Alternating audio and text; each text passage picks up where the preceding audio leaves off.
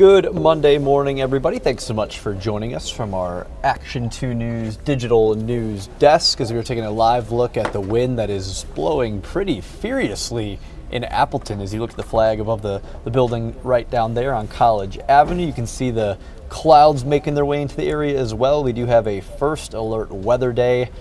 I'm Emerson Lehman, joined by Tammy Elliott, and we're going to bring in Chief Meteorologist Steve Balon as well, because Steve, you've been working hard tracking all of this severe weather. Fortunately, the severe stuff stayed away for the NFL draft weekend, which we'll touch on more in a little bit. Yeah, we're definitely the timing of this. I know, Steve, we were talking about that this morning, and you've been alerting everyone to this while the draft was going on. That Monday coming up was, the potential for severe weather, so we're here in that day. Yeah, we've been kind of, focused on this next weather maker ever since Thursday. So even before the gates opened up at noon on Thursday, we've been first alerting people about this storm system, which is due to come in today and tonight.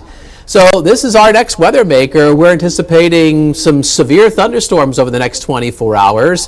While there is a chance during the day today, severe thunderstorms are more likely as we go into tonight, and that's why we're going into a first alert weather day.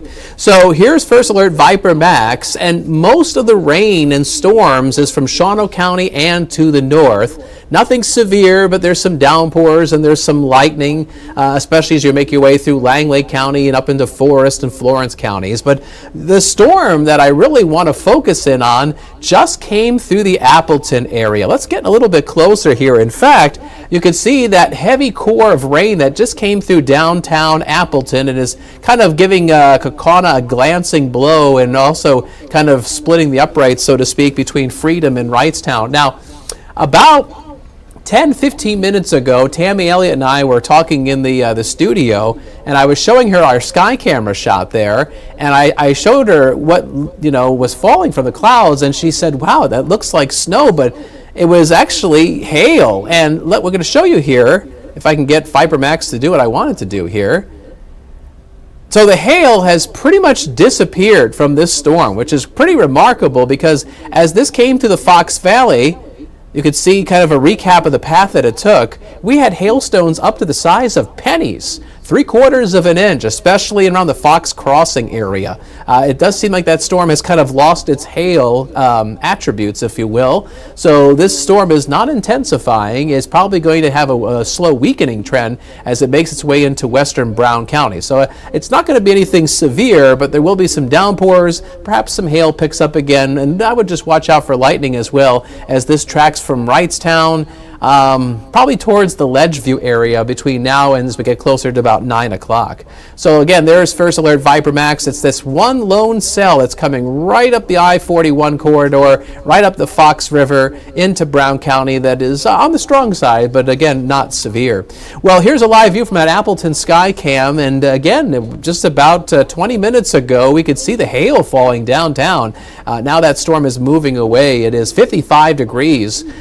Southeast wind is blowing at 11 miles an hour as of last report, but if you look at the flag above the 222 building, I'm pretty sure that wind is blowing stronger now.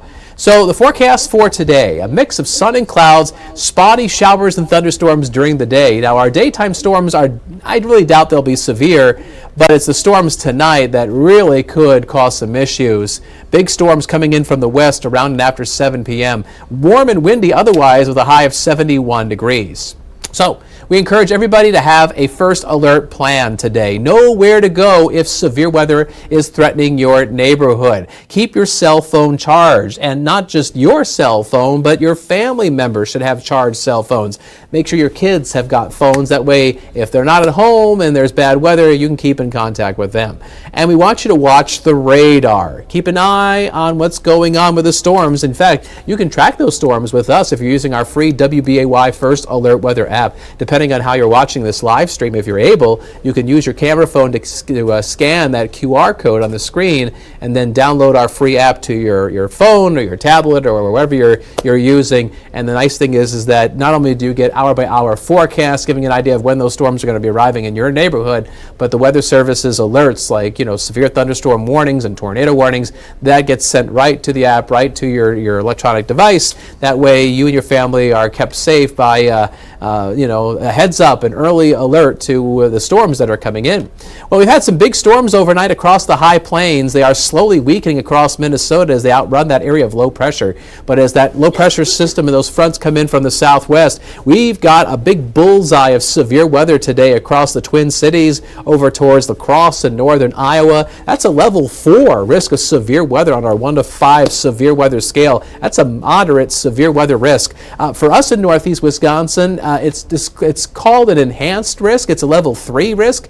And you may be wondering, so like what's an enhanced risk? Well, it means that numerous severe thunderstorms are possible through tonight. Widespread wind damage is a possibility, hail 1 to 2 inches in diameter, and even a few tornadoes could spin up in this situation. Wouldn't be surprised if we have ourselves a squall line that moves across the state, and sometimes in that squall line, some very subtle or diffuse tornadoes can spin up within the squall line and cause some damage. So through tonight, I think the biggest concern is the possibility of straight line winds up around 60, 70 miles an hour. Of course, hail is going to be a concern, and there's that tornado risk. Storms could dump some heavy rain, but because they're moving through quickly tonight, I don't think it's a classic flooding concern.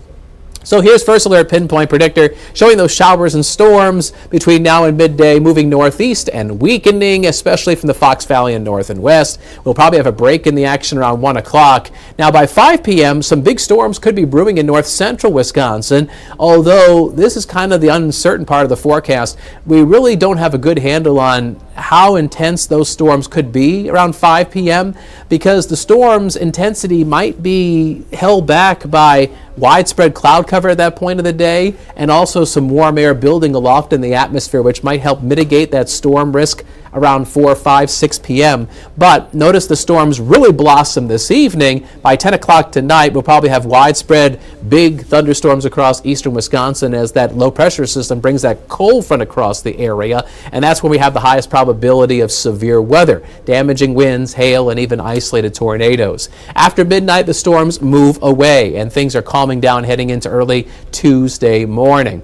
Ahead of this weather maker, it's going to be a warmer day away from the lake. Near the water, highs will be in the 50s, but you can see in the Fox Valley, we get into the low to mid 70s this afternoon, warming up with a little tinge of humidity and a south wind this afternoon, gusting around 30 to 35 miles an hour, which really is a testament to all this wind energy this weather maker is going to pack. So the temperatures right now are mostly in the 50s across east central Wisconsin with 40s in the north. We're at 56 degrees right now, on the way to a high of 71. Again, first alert weather day with the possibility of strongest severe thunderstorms. And then once this system moves on through, our temperatures will cool down as we go through the next few days. 65, still windy on Tuesday, highs in the 50s Wednesday, Thursday, Friday. Wednesday looks like a dry day, but Thursday and Friday, the first 2 days of May, umbrellas will be up with some periods of rain. It does not look like a stormy situation on Thursday and Friday, more just some light to moderate rain showers. So as we wrap up April and get into early May, I really don't see much in the way of severe weather. The problem is that we still have to get through today and especially through tonight, guys.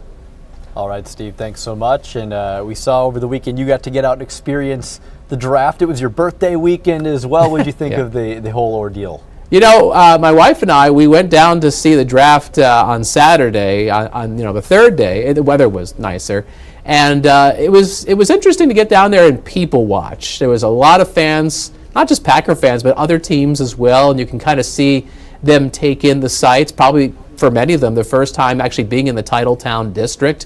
And so I enjoyed seeing some of the joy on other fans' faces trying to take in all the sights, whether it be the concession stands, the NFL shop, pop-up shops, and just going to the draft theater and being able to see some of their favorite teams pick potentially some new stars on their team someday.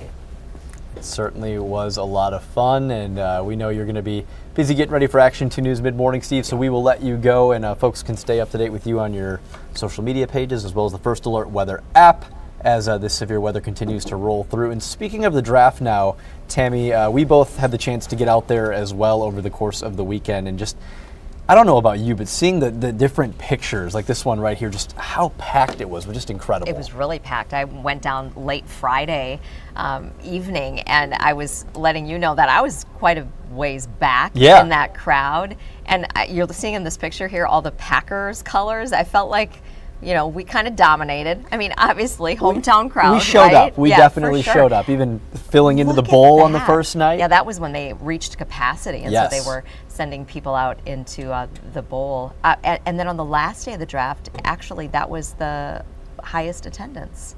Gorgeous too out there on Saturday. Oh my gosh, I was the there weather with my was family. great. Look at that crowd. That was awesome. I mean, Just I think remarkable. Just, you know, how many days of coverage, right? On national TV, you're featured. They were saying over 50 million people were tuning in. And this is just 600,000 over the course of the 3 days. That is showing up in attendance. I mean, our population, 107,000. Right. They kept saying that on you know, network coverage, and really kind of in awe about over that number. So yeah, super cool. Of course, there's a lot of a breakdown going on right now. Kristen Allen was out there this morning. She was talking about the deconstruction. Yes. Right. So as quickly as that all went up, imagine that must take a little bit faster than the setup. You would think, right? Yeah, and then some of the post news conferences. We have one that's coming up today. We just got this in just 10 minutes ago. This is going to be at Ashwaubenon, the village of Ashwaubenon, talking public safety, public works, Discover Green Bay, Wisconsin State Patrol, the Wisconsin DOT, and the Brown County Highway. They're going to talk about, you know, the draft, some of their success, the achievements, and then they've got an open Q&A with the media. So we'll be covering that, and if there's an opportunity, obviously, to live stream that, we would be doing that. That's happening at 1 o'clock. This afternoon, so we'll be covering that for you. And just as we start to hear from other, you know, agencies as well, probably expecting, you know, something from Green Bay, Packers, different organizations, the NFL possibly. So such a cool weekend. Really, for our whole region of the state, just Wisconsin really in itself put on a pedestal this weekend, and just so many, as you said, 50 million people viewing it from all over the world, being able to experience it and experience Titletown, whether that was from afar on TV or actually coming here to Green Bay as well. Just such a fun event to be a part of. I think one of the things I was going to highlight that I've heard, I've seen it on social media, I heard it from our international fans that we had on, who joined us Thursday morning on Action 2 News. They're back in London now, by the way. They're back in England. Yeah, Dan and Lauren, they were great. So many people saying just how nice everyone was from the moment they landed, you know, at the airport to their time, whether it was, you know, filling up at the gas station or stopping to get something to eat or at the draft itself. They were just commenting on how welcoming everyone was. And it wasn't just the stadium district and the draft experience. I mean, I was at the farmers market downtown Green Bay on Saturday with my family, and it was just so cool to see. And that's usually a fairly well-attended event anyways, but just packed with football fans, different jerseys from all over the NFL, all just experiencing not only Lambeau Field, but downtown Green Bay as well, and what these local businesses and everybody down here has to offer too. And that was something that the NFL said that they thought that Green Bay did really well, is incorporating the other parts of the city, and the Saturday morning getting the families involved, and the bike parade and those kind of things. So they said they were, you know, looking at that and to incorporate that. So they always, you know, kind of look at what we did right.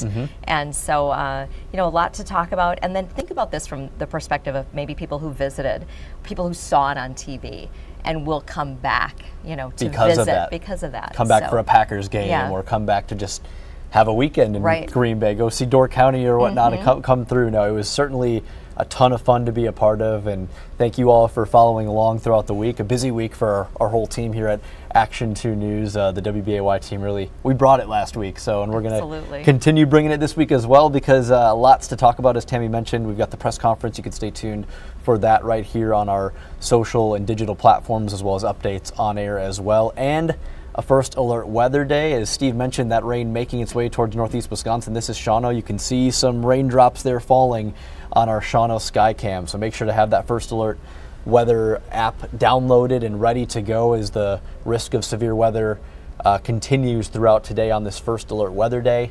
And make sure to tune into Action 2 News mid-morning, coming up in about 14 minutes with Steve and Aisha. He'll have all the latest. Otherwise, make it a great week, everybody. We'll see you tomorrow.